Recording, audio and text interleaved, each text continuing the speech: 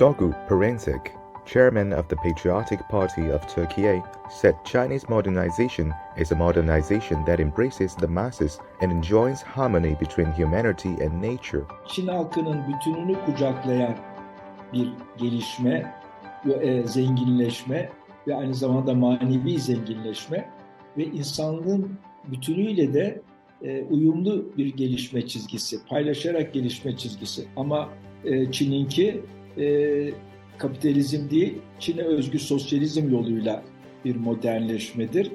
Dolayısıyla kucaklayan, daha geniş kitleleri içine alan bir modernleşme ve dünyaya da örnek olan bir modernleşme. The chairman also praised China's modernization of harmony between humanity and nature. Evet, doğayla insan arasındaki uyumu sağlamak yolunda Çin Halk Cumhuriyeti gerçekten çok büyük başarılar kazandı ve dünyaya örnek olan bir rota izlemektedir. Doğanın bir parçası insan.